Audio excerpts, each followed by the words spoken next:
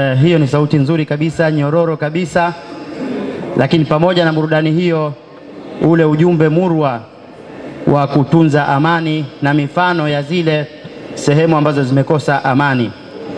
Tuombe kwa pamoja ile dua ya Nabii Ibrahim alayhi salam aliposema, ewe Mola, ujalie mji wetu huu ni wenye amani na uturuzuku katika matunda mbalimbali.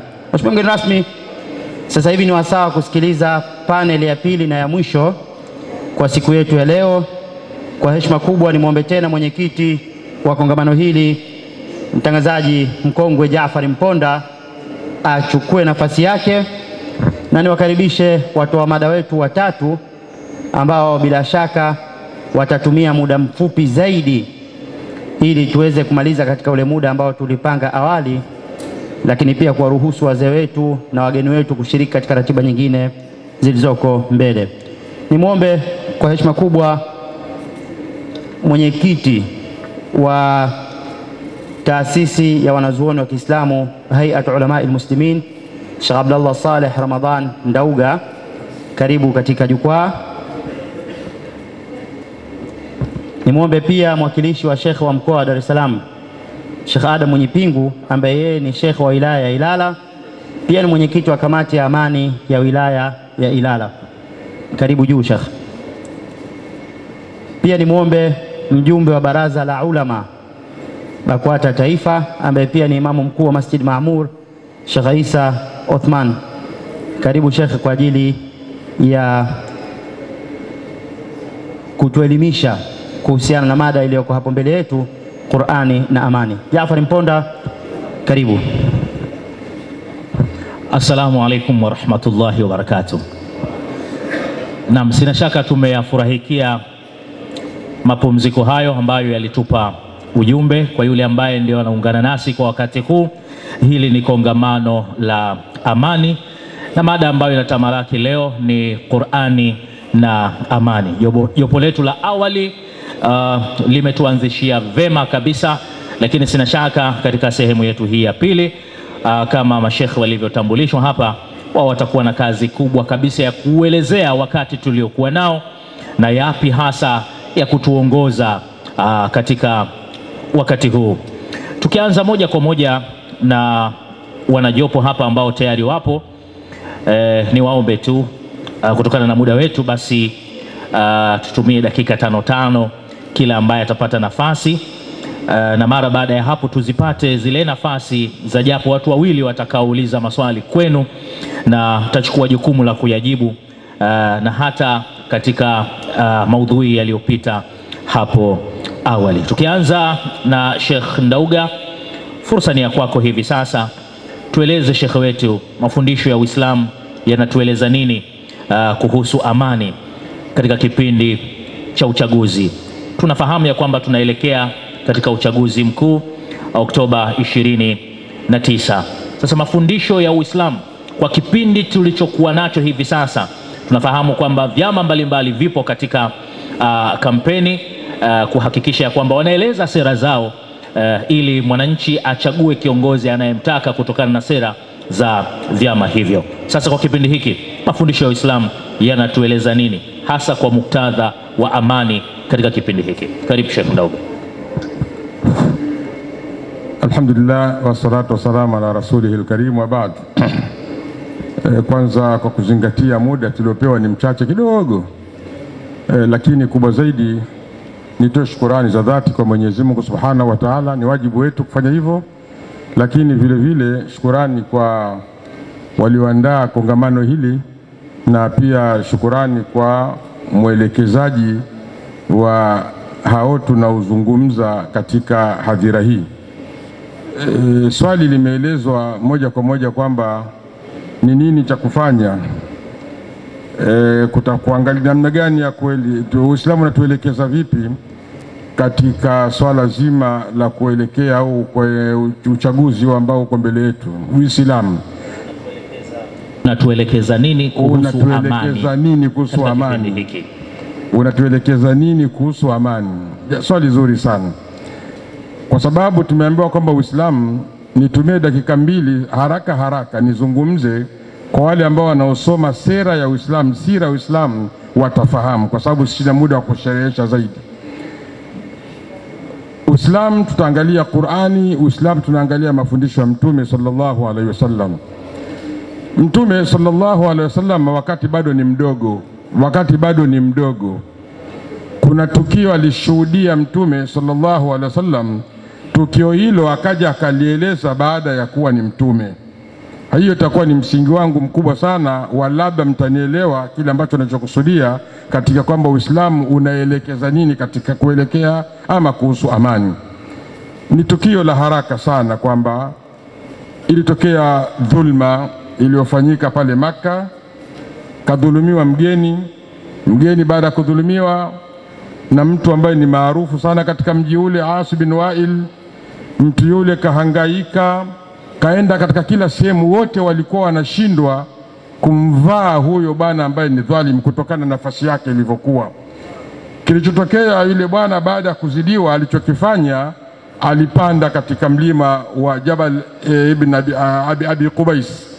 Yule bwana akaanza kuzungumza kwa njia ya ushairi, akieleza tatizo alilopata la kudhulumiwa, na vile vile alikuwa anawaeleza watu wenye utu na watu wenye kupenda amani na usawa na uadilifu waweze kumsikiliza. Kweli kwa wito wake ule kilifanyika jambo muhimu sana ambalo ni wasani hilful fudhul. Walikutana kwa haraka matumbo ya Quraishi mahala katika nyumba bwana mmoja Abdullah bin Jadaan, wakajadiliana na wakakubaliana na wakaweka chaguzi na utaratibu maalum wa kufanya ili mambo yawe sawasawa na amani ipatikane katika mji wao wa Makka. Walichokubaliana kile na kwamba isitokee vurugu au chochote ambacho kitaharibu amani katika mji huu wa Makka, wakakubaliana. Tukio hili Mtume baada ya kuwa ni Mtume sallallahu alilieleza kwamba mimi nilihudhuria jambo kadha kwa wazee wangu, na jambo hili kama nitaitwa tena katika hali hii ya Uislamu, nikaitwa kuhudhuria kikazi cha mfano huo, basi mimi nitajibu. Hii maana yake ni kuonyesha ni jinsi gani Uislamu unatuelekeza katika mambo ambayo yanaelekeza kuwa na salama, kuwa na haki, kuwa na amani na kuwa ni mazuri. Hii nadhani inatosha sana kwamba ni ushahidi mzuri sana wa kwamba nini Uislamu unaelekeza katika amani. Lile tukio lilikuwa ni tukio la vurugu, ni tukio baya, lakini Mtume alilisifu kwa sababu ni tukio lilikuwa linakuja kutengeneza kitu ambacho kinahitajika na kinapendwa na watu wote, kama alivyosema ndugu yangu Sheikh Othman Khamisi, ambapo ni amani na utulivu. Sasa tukichukua kisa hichi na tukakiunganisha katika uchaguzi, ni kwamba sisi tunahitaji uchaguzi. Ni njia moja ambayo haki na taratibu na utulivu na hiyo amani katika sehemu na jamii yoyote inayokaa pale, ili kuendesha mambo yao, njia ambayo ya kwenda ni watu kuweka taratibu. Hakuna vurugu kwamba kila mmoja awe kiongozi. Uislamu unakataza namna hiyo. Uislamu unataka mkiwa wawili, mmoja lazima awe kiongozi. Mnampata vipi? Kuna njia nyingi, na njia kubwa zaidi hata Mtume aliitumia ni njia ya kupiga kura. Mtume alikuwa anapiga kura ili kufikia maamuzi ya kitu fulani. Hata wake zake, tunasafiri kwenda mahala, anapiga kura, ikimdondokea anaondoka naye alipiwa kura. Sasa leo ni mfano huo Uislamu unatueleza tunataka tupate kiongozi. Maana yake ni kwamba sisi tutapiga kura ili tumchague huyo ambaye tutakayemchagua. Kwa nini tunafanya hivyo? Kwa sababu ili kufanya hivyo ndio tuwe na taratibu ambazo zitasimika hiyo amani, zitaleta huo utulivu, na yote tunayotarajia sasa tunataraji yatapatikana katika sura ambayo ni sahihi. Hilo ni muhimu sana, lazima iwe namna hiyo. Lakini jambo lingine katika mambo ambayo Uislamu unatuhimiza kwenda huko, inataka utii. Ni lazima utii upatikane, kwa sababu utii ndio kitu pekee ambacho kinachosaidia katika watu kuendesha mambo yao, ni utii. Na utii katika chaguzi, katika mambo mbalimbali, ni zile kanuni zilizopo na zimewekwa kanuni zile. Kufuata kanuni ambazo sote tunazifahamu na tukatii kanuni zile na tukaenda kwa mujibu wa kanuni ile, basi maana yake ni kwamba Uislamu unatuelekeza vizuri kabisa katika kutii kanuni na taratibu ambazo haziharamishi halali wala hazihalalishi haramu. Kuzitii kanuni zile maana yake ni njia nzuri ya kupelekea amani katika huo safari ya huo uchaguzi. Lakini baada ya kufahamu utii, vile ni masala ya kuwa na moyo wa ndani sasa wa kuchukia fujo. Lazima kitu kibaya kichukiwe. Halafu na kingine ni kusaidiana na kuelezana usiku na mchana katika jambo ambalo tunaamini ni zuri, na ndio hiyo amani. Wataawanu alal birri wattaqwa wala taawanu alal ithmi wal udwan. Saidianeni katika mambo mazuri ya uchamungu na wema, na msisaidiane katika madhambi na uadui. Sasa tunafahamu chochote ambacho kitafanya utulivu usipatikane, maana yake ndio uadui na madhambi. Uislamu unatukataza namna hiyo. Na vile vile kusaidiana katika jambo ambalo litaleta utulivu na amani, maana yake Uislamu unasema saidianeni katika hilo. Nadhani kwa haraka na muda huu umetupa mdogo sana, hatujachambua nasili, hatujafanya tahalili na nini, lakini nakurejeshea inshallah. Asante sana Sheikh Ndauga. Naam, takbir. Asante Sheikh Ndauga. Sehemu yetu hii ya pili umetuanzishia vema kabisa. Sina shaka msingi wa mazungumzo yako unahusu utulivu, utii na kufata kanuni, lakini kile ambacho ni kibaya basi kichukiwe, na vurugu, mapigano ni kitu kibaya. Sina shaka vitakuwa ni vyenye kuchukiwa kwa mujibu wa mashekhe wetu ambao ndio viongozi wetu, basi tunatakiwa kuwafuata. Na Sheikh Adam Mwenye Pingu, nafasi ni yako. Kwa kuwa tumeibeba Qur'an katika vifua vyetu, ina mafundisho mengi ambayo imetufundisha katika muktadha wa maeneo mbalimbali, hasa kipindi hiki cha uchaguzi. Tunafahamu tunatofautiana kwa maana ya kwamba kila chama kina sera zake na kina misingi yake na kina ilani zake, kwa wale ambao wamejaliwa kuwa na ilani. Sasa kwa mujibu wa Qur'an inatufundisha nini kuhusiana na uvumilivu wa kisiasa, hali ya kuwa nchi yetu ni ya kidemokrasia? Swala zima la uvumilivu katika Qur'an lipoje? Bismillahirrahmanirrahim. Assalamu alaikum warahmatullahi wabarakatuh. Alhamdulillah wassalatu wassalamu ala rasulillah, amma ba'd. Mheshimiwa mgeni rasmi, mwakilishi wa mufti na wazee wetu wote kwa ujumla, kwa hakika kiatu ambacho nimepewa kukivaa ni kikubwa, hakifanani na mguu wangu, lakini kwa sababu ni amri basi sina budi kuweza kuitekeleza. Lakini jambo la pili, tumshukuru sana mwenyekiti wa Jumuiya kuhifadhisha Qur'ani Tanzania, mlezi wetu, shekhe wetu Sheikh Uthman Kaporo, kwa kuandaa kongamano hili muhimu, na hasa kulingana na wakati huu tulionao. Na kama ilivyoelezwa hapo awali kwamba miaka yote Qur'ani inahifadhishwa kupitia jumuiya hii, na ujumbe mara nyingi unakuwa haubadiliki, Qur'ani na amani. Lakini leo imekuja katika sura nyingine ambayo kiukweli dunia au nchi yetu, wako watu kama ilivyosemwa hapa awali, wamejivisha vitu ambavyo sio vya kwao, na wanajaribu kutengeneza au maigizo ya kuweza kuyaleta katika nyuso za watu ili waamini kwamba yale yaliyopo ni kweli, lakini kimsingi jambo haliko hivyo. Sasa tunaishukuru jumuiya hii kwa kutuletea kongamano hili, Qur'ani na amani, na hasa kipindi hiki ambacho tunaelekea uchaguzi. Kiukweli kabisa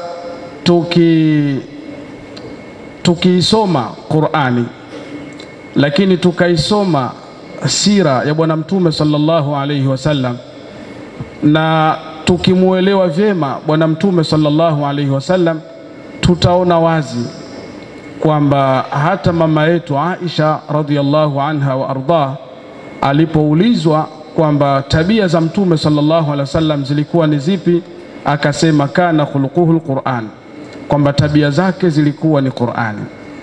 Sasa ikiwa Qur'ani ndiyo tabia za bwana Mtume sallallahu alaihi wasallam, na hapa tumeambiwa Qur'ani ni amani, maana yake ni wazi hivi vitu vimekuja katika wakati muafaka. Ni jukumu letu sasa, pamoja na kutofautiana kwetu katika uwepo wa vyama, kwa sababu uzuri wa bahati nchi yetu hii ina mfumo wa vyama vingi na haujaharamishiwa kuwa katika chama fulani.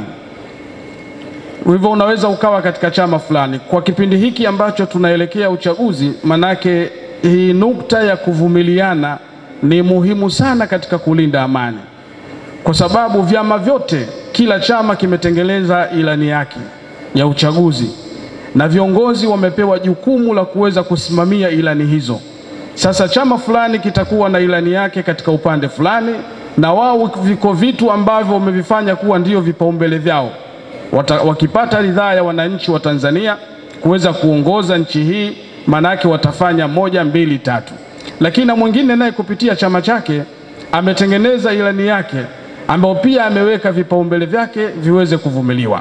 Sasa kwa sisi Waislamu, pamoja na yote hayo, nchi yetu ya kidemokrasia, nchi yetu ya kisekula, sio ya kidini, lakini kiongozi yeyote atakayepata nafasi, aliyeteuliwa na chama chake kuweza kupeperusha bendera ya chama chake, kugombania au kuwania nafasi fulani, basi kama ni Muislamu ni lazima kiongozi huyo asiende kinyume na maelekezo ya Mtume Muhammad. Akienda kinyume, manake itakuwa ameiangusha dini yake. Chama chochote atakapokuwepo ni lazima azingatie Mtume alikuwa vipi, na ikiwa huku tabia za Mtume zilikuwa ni Qur'ani, maana yake wewe kiongozi unapaswa kutazama Qur'ani inaelekeza nini kuhusiana na uvumilivu. Lakini kama hilo halitoshi, sote sisi ni mashahidi.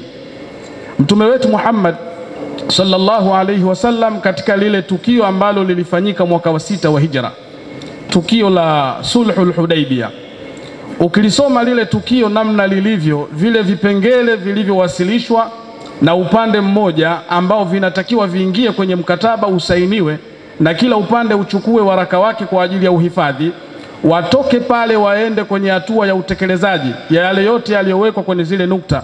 Ukisoma zile nukta zote utaona wazi kama vile zinaukandamiza upande fulani, lakini Mtume alivumilia. Sasa kama hilo halitoshi, njoo katika nukta ya mwisho kabisa ambayo Mtume sallallahu alayhi wasallam yeye hakushiriki katika kutoa mapendekezo ya vitu gani viwepo kwenye mkataba, lakini alipewa jukumu la kumtoa mwandishi.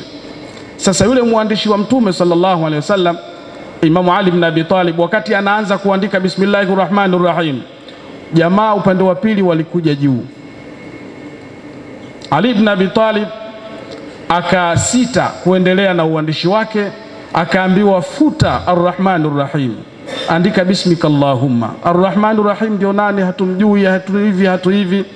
Imamu Ali ibn Abi Talib alichokifanya ni kumtazama Mtume sallallahu alaihi wasallam kwa jicho la kumuuliza, unasemaje ya Rasulullah, nifute kama wanavyosema? Mtume sallallahu alaihi wasallam alimuelewa, akamwambia futa, andika kama wanavyotaka wao. Na hilo alilielewa kwa sababu kuna wakati fulani al-ainu tantiqu wal afwahu swamita, kuna wakati fulani macho huwa anazungumza wakati mdomo umenyamaza. Mtume alikubali kwa uvumilivu wake, futa Arrahmanirrahim, andika hicho wanachotaka wao.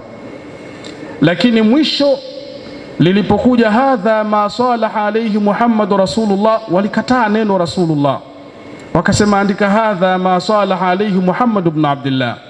Hilo pia Ali aliuliza, vipi nifute Rasulullah? Mtume alimwambia futa, andika kama wanavyotaka wao. Haya yote haya ni uvumilivu katika mambo ya kiutawala na uongozi. Lengo na maksudio Mtume alichokilenga ni ile nukta ya mwanzo iliyopo katika mkataba, tawaquful harb limuddati 10 sanawati. Kwa hivyo wakati tunaelekea kipindi hiki cha uchaguzi, sisi kama Waislamu tuna wajibu wa kuweza kuvumiliana katika kila nukta, lengo na maksudio kuendelea kutunza amani na utulivu ya nchi yetu, utulivu au amani ambayo wazee wetu walitoa gharama kubwa za muda, walitoa gharama kubwa za fedha zao kuhakikisha nchi hii inaendelea kuwepo katika amani na utulivu. Lakini mwisho kabisa, sisi kama viongozi, sisi kama Waislamu, ni lazima turejee maneno ya kiongozi wetu wa dini hapa nchini, Mufti na Shekhe Mkuu wa Tanzania.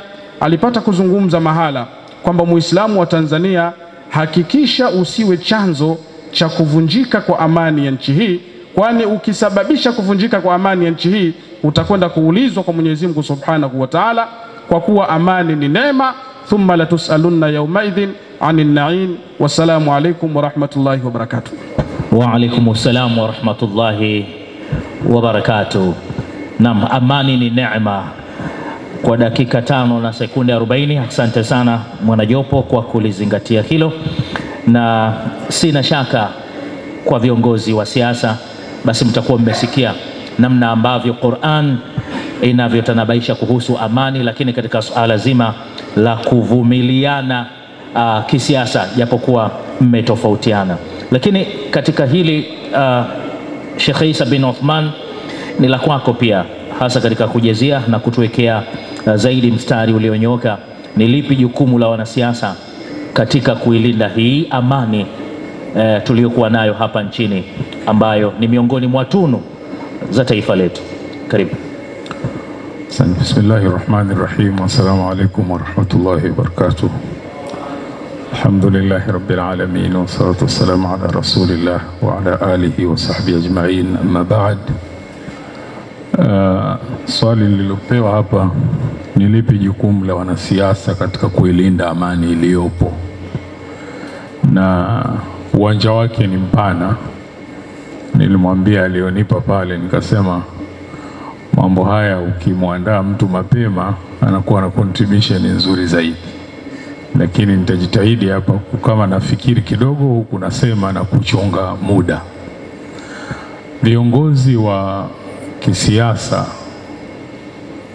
jukumu lao la kwanza kabisa ni kuchunga maneno yao, vitendo vyao, kwa sababu watake wasitake, wako watu wanaiga na kufuata kile ambacho wao wanafanya. Kwa hivyo popote pale akisema, asijiangalie yeye tu, angalie wako watu wanaamini, wanapokea na wataishi kile anachokisema. Kwa hiyo ni vizuri achunge hiyo, na achunge kwa kuzingatia maneno ya Bwana Mtume sallallahu alaihi wasallam aliposema, almuslimu man salima almuslimuna min lisanihi wa yadihi. Muislamu wa kweli kweli ni yule ambaye waislamu wengine wanapata salama kutoka kwenye ulimi wake na wanapata salama kutoka kwenye mkono wake. Maana yake maneno yake yanawapa salama, yanawapa amani, yanawapa utulivu. Vitendo vyake ni hivyo hivyo. Kwa hiyo hiyo ndio sifa ya Muislamu wa sawasawa, lakini ndio jukumu na wajibu wa wanasiasa kwenye majukwaa ya kisiasa na kwenye maisha yao yote, kwa sababu wanao wafuasi wanawafata. Kwa msingi huu, nitumie fursa hii kuwapongeza wale wanasiasa wote ambao tunawashuhudia wao wakisimama kwenye majukwaa, wanaeleza nini watawafanyia au watatufanyia sisi wananchi wa nchi hii. Lazima tuwapongeze, na wanafanya jambo zuri sana na kuhimiza amani na utulivu. Hiyo pia itufanye tuangalie nani tunamchagua atuongoze katika sura hiyo, na tuwakemee na tuwakimbie wale wote ambao wao wakisimama kwenye majukwaa wanachofanya ni kutengeneza maneno ima ya kumgusa mtu kwenye hadhi yake na heshima yake, kwenye familia yake, badala ya kutuambia yale ambayo ni muhimu sisi tunataka kuyajua watatufanyia. Kwenye hii niseme mfano wa mwanasiasa wa Kiingereza ambaye yeye anahadithia mwenyewe alikuwa anapinga masuala yale ya nuclear na nini. Kwa hiyo akawa anatafuta watu wengi wa saini ile petition kwamba ukitimiza idadi ya watu fulani serikali inakusikiliza. Kwa hiyo anasema akawa anazunguka nyumba kwa nyumba, akafika kwenye nyumba ya bibi kizee mmoja, akamgongea yule mama, akafungua mlango. How can I help you sir? Akasema bwana, mimi nimekuja na petition, nataka usaini, kuna tatizo kubwa kabisa la dunia, mambo ya nuclear. Anasema yule mama akamwambia, that is not my problem. Anasema ikabidi nimuulize, what is your problem then? Akasema, I have so many rats in my house, can you help? Mimi tatizo langu, nyumba yangu ina panya wengi, unaweza kunisaidia? Maana yake wanasiasa tungependa waendeshe siasa za mambo yanayotuhusu kuliko kushughulika na mambo mengine ambayo hayatuhusu.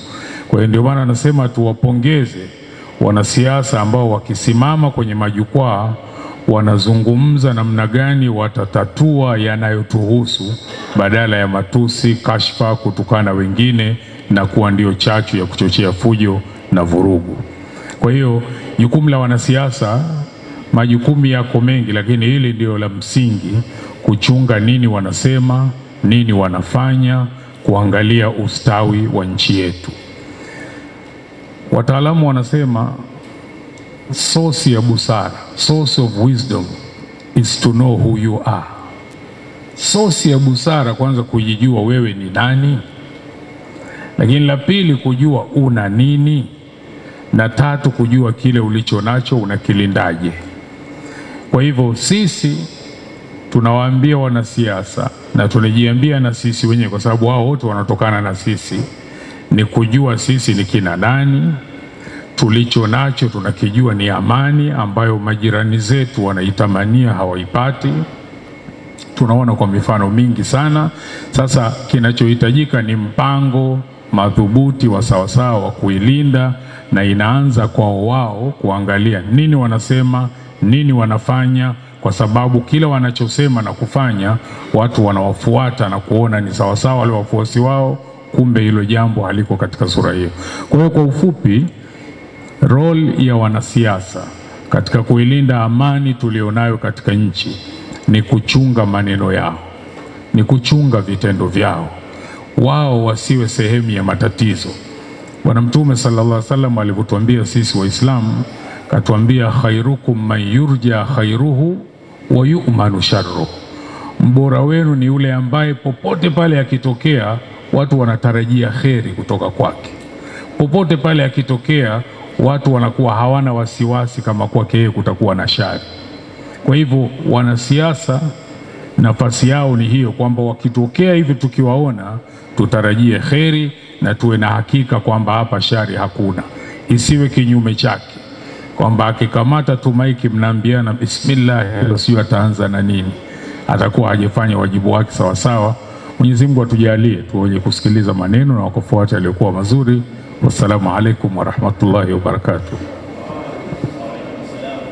Wa barakatuh. Takbir, takbir. Asante sana Sheikh Isa Uthman, umetumia dakika 6 na sekunde 50. Hongera sana kutokana na hili. Naomba hii mic irudi tena kule kwa Sheikh, wakati huu ambapo nitaomba pia maswali mawili tukiwa tunakwenda kufunga mjadala wetu kwa siku hii ya leo.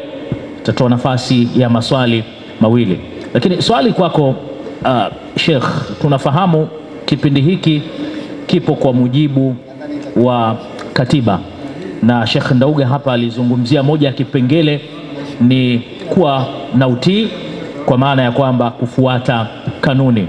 Kanuni za nchi zinatutaka kushiriki uchaguzi. Katika hili unalizungumziaje hasa la umma kushiriki katika tukio zima la uchaguzi ili kwenda na kanuni za kinchi? Swali zuri, na nafikiri sio tu kanuni za nchi, lakini pia hapa ilizungumzwa kwamba tukiwa wawili au watatu lazima tupate kiongozi, na yule kiongozi ndo anatuongoza. Kwa hiyo mazingira yenyewe tulionayo, tunahitaji lazima tushiriki kwenye kuchagua kiongozi kwenye kile nilichosema, kuna siasa za yanayotuhusu. Yani yako mambo mtaani kwako unahitaji mtu umuulize, kwa nini taka hazizolewi kwa wakati? Kwa nini hapo watu wakipita wanaibiwa sana simu?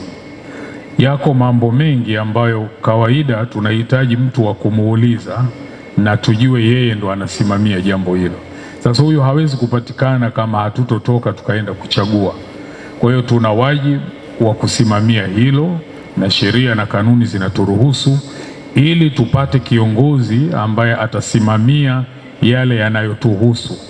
Hilo ndio jambo la sawa sawa. Kwa hiyo niseme tuna wajibu wa kufanya hivyo, especially sisi Waislamu ni wajibu kabisa, ili kupitia njia hiyo sasa ndio utakuwa unaweza kumfata mtu kumwambia, tunapotoka kwenda alfajiri mtaa huu huwa tunaibiwa, vinginevyo mtu huyo atakuwa hayupo. Naam, shukrani sana, na ni wakati wa maswali kutoka kwa wahudhuriaji. Mheshimiwa mgeni rasmi, tunapokea maswali sasa kutoka kwa wahudhuriaji, na sina shaka kongamano limeeleweka vizuri kabisa na mashekh wameeleweka vizuri kabisa, na hasa huu utaratibu wa kiaina yake ambao umeletwa kwetu hapa na jumuiya hii ya kuhifadhisha Qur'an. Sina shaka umechunga kile ambacho kinahitajika kwa wakati huu. Ningeomba, kwa sababu ni nafasi ya kuchagua mstari wa pili kutoka kwenye mstari wa mheshimiwa mgeni rasmi, na waona wazee wangu hapa, naomba iende mic kwa Sheikh Madabida. Mzee wangu Mheshimiwa Madabida, sina shaka nakupa fursa hiyo kwa rungu la mwenyekiti wa jopo hili la mashekh, ulize swali. Naam, Sheikh Madabida apelekewe mic, na ikiwezekana uje pia mzee wangu, tafadhali.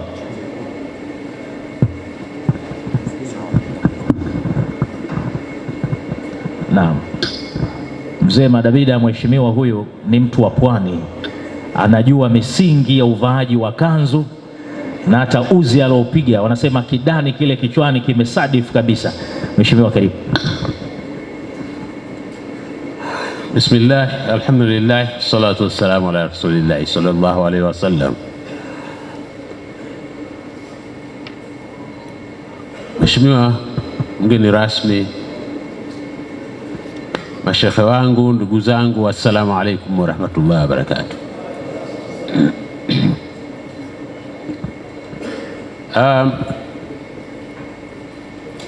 Kwanza kabisa tumshukuru Mwenyezi Mungu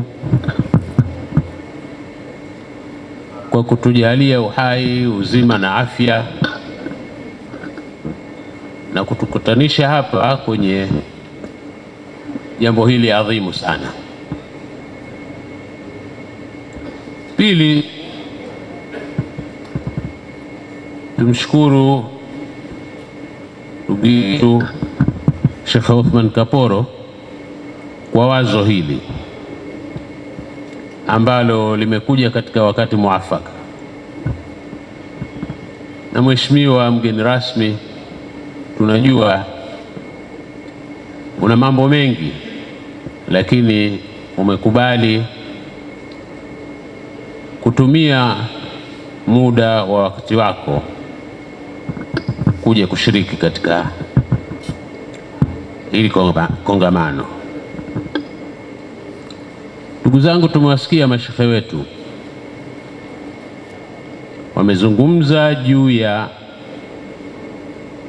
Qur'ani ni amani.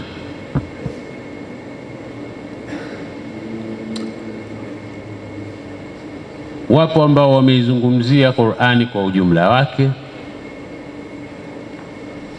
kwa nini imeletwa, ameletewa nani, na wajibu wetu wa kuifuata Qur'ani. Kuja na wapo ambao wamezungumzia Sheikh Othman Khamis juu ya chanzo cha uvunjifu wa amani,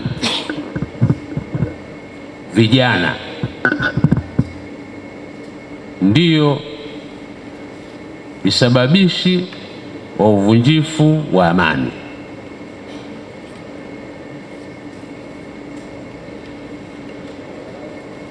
Swali langu,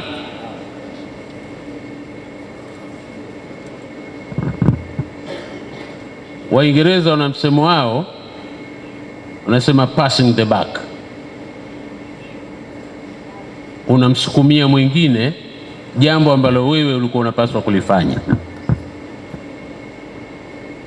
Vijana hawa ni watoto wetu, ni wajukuu wetu, ni ndugu zetu. Mashekhe hapa wamezungumzia kwa ujumla wajibu wa viongozi wa dini, wajibu wa viongozi wa siasa, lakini sikumsikia hata mmoja akizungumzia juu ya wajibu wa wazazi katika kudumisha amani. Kila mzazi ni kiongozi katika nyumba yake, na msingi wa tabia njema ni familia, wazazi. Wajibu wa wazazi katika kudumisha amani ni nini kwa mujibu wa Qur'an? Assalamu alaykum wa rahmatullahi wa barakatuh. Wa alaykum assalam wa rahmatullahi wa barakatuh. Mheshimiwa Madabida kwa swali hili. Kwa sababu tupo katika muktadha wa Qur'an, basi tupate swali la pili kabisa, alafu yote yatajibiwa kwa pamoja. Na swali la pili kwa muktadha ama kwa munasaba wa maneno matukufu Qur'an tukufu, wapo waliohifadhi maneno matukufu Qur'an tukufu, na katika mstari huo huo namuona Sheikh Kibabu, hali kadhalika Sheikh wangu Ali Asa, na uzuri mpo pamoja, mjichague mmoja wapo aje ulize swali. Na ni swali, nataja jina lako, swali moja kwa moja kwa mashekhe wetu hapa. Naam, Sheikh Ali Asa, Sheikh wetu huyu, mwalimu wetu.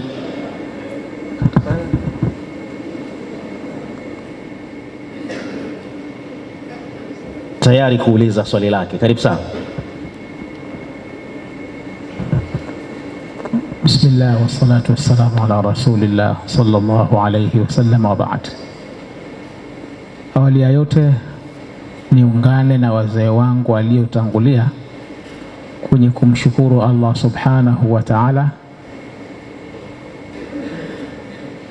kuhusiana na mkusanyiko huu, kama ambavyo nao wametangulia pia kumshukuru mwenyekiti wa jumuiya ya kuhifadhisha Qur'ani tukufu, mlezi wetu Sheikh Uthmani Ali Kaporo, kwa fikra hii, hasa katika wakati huu ambao nchi yetu inapitia.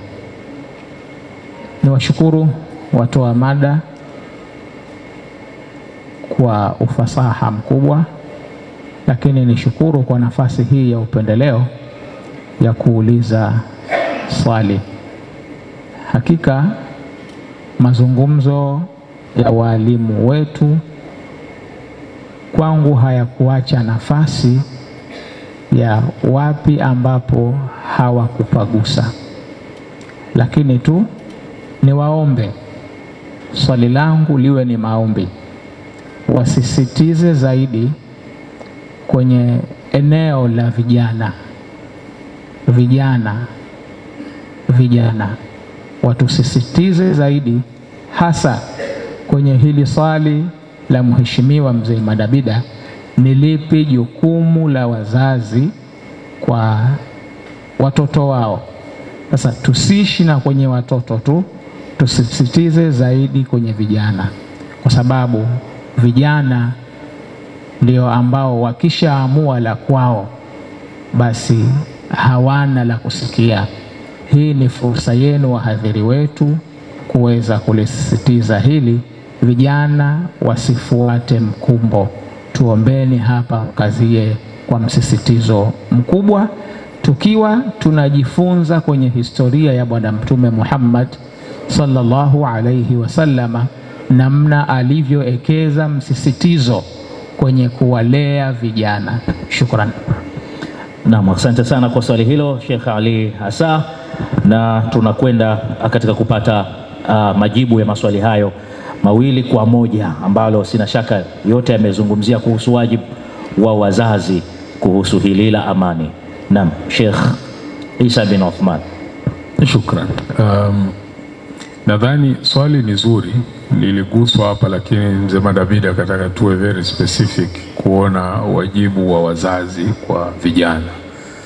Mimi ningesema wajibu wa kwanza ambao ni muhimu sana, na leo nilikuwa nimealikwa kwenye mahafali ya wanafunzi nikasema hilo, kwamba hakuna nafasi ya mzazi kwamba sasa hawezi tena kumpa nasaha na kumuongoza mwanawe. Na hii tunaisoma kwenye Qur'ani kwamba Nabii Yakubu mpaka yuko kwenye deathbed pale bado anawapa nasaha wanawe, anazungumza nao. Sasa kuna ule utaratibu wa kutokaa kabisa na kumfundisha mwanao maadili, mambo gani ndo muhimu kwenye maisha, aishi vipi, hiyo inakuwa haipo. Na ikiwepo kwa kiasi kidogo, huwa tunaona akimaliza la 7 au form 4 hapa au 6 au chuo, huyu sasa hazungumziki tena, mwache ajiendeshe mwenyewe. Sasa huko ndo kunakotokea matatizo mbalimbali. Lazima jukumu la wazazi pia kuangalia mitazamo ya watoto wao inatoka wapi. Wanasema Waingereza, where do they get their views from? Kwa sababu kama wanapata kupitia kwenye BBC, CNN, kutizama Kenya na wapi, na wanabeba hiyo, halafu na wewe unaona hiyo ni sawa, itakuwa bado jukumu letu hatujafanya sawa sawa. Views za watoto wetu kwenye maisha yao zikane kwenye mafundisho ya Bwana Mtume sallallahu alaihi wasallam. Tumeambiwa hapa, man asbaha minkum aminan fi sirbi. Hizo ndo ziwe views wanazobeba. Umuhimu, vitu gani ndo muhimu katika maisha, vitu gani vinafata baadaye. Kuna hiyo culture ya kwamba akikaa na mzee Madabida, wewe ni shahidi na wazee wengine, kwamba anasema hakuna kilichofanyika. Sasa unatizama anayesema hakuna kilichofanyika, alizaliwa hapa 90 mpaka sasa anasema hakuna, lakini kumbe yeye ndo hajui vilivyofanyika. Sasa lazima wazazi wakae na watoto wao, wazungumze nao, wawafahamishe, wawajengee misingi ya maisha, kwamba hizi hapa ndo priorities, hivi hapa vinakuja na kuondoka. Maisha hakuna kitu chepesi, utaratibu ni huu, mwelekeo ni huu. Hilo litakuwa jambo muhimu sana linalochangia katika kuhakikisha amani yetu katika nchi inadumu na kuendelea. Kwa hilo ni muhimu sana.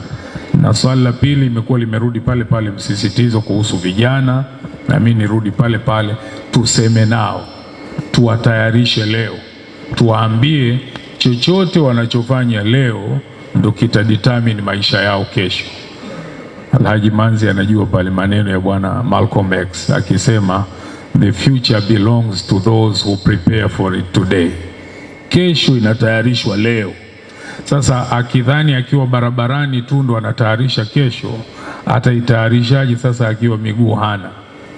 Kwa hiyo lazima wajielewe, wajue thamani yao, kwamba we thamani yako sio 1500 ya kutiliwa mafuta kwenye bodaboda ili ukafanye fujo. We una thamani zaidi. Ndio maana umewekewa malaika wanakuangalia wewe, kwa sababu we ni muhimu sana. Akijua thamani yake, nafasi yake, tukamjengea misingi ya sawasawa, atakuwa ni raia mwema kabisa. Kwa hiyo wajibu wa wazazi kuzungumza na watoto ni muhimu. Tunazungumza nao nini?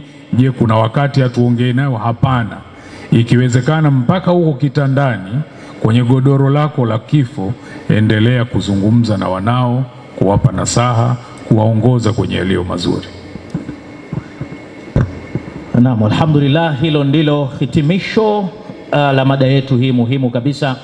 Qur'ani ni amani. Waislamu wote ambao wamehudhuria hapa na wasiokuwa Waislamu, tuseme Qur'ani ni amani kwa pamoja. Qur'ani ni amani.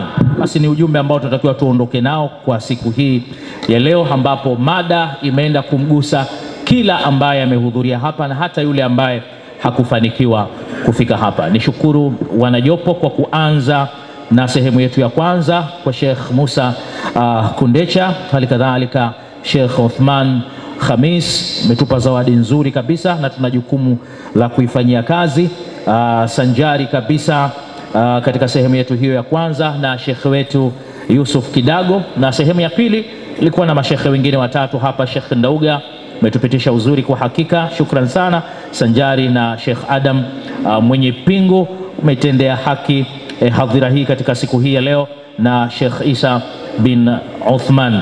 Na mwisho ni washukuru nyinyi ambao mlituazima muda wenu na masikio yenu kuhakikisha ya kwamba nasikiliza hili, lakini tutakuwa ni wenye kulipwa fadhila na ujira mkubwa kabisa kama tutakuwa ni wenye kuyafanyia kazi haya, na hasa nguvu kazi ya vijana wenzangu. Vijana sina shaka mmeyabeba haya na mtayafanyia kazi. Shukran sana kwa waandalizi, kwa hakika na muongoza shughuli hii. Narudisha kwako kwa ajili ya muendelezo wa yale ambayo yanaendelea kwa sasa.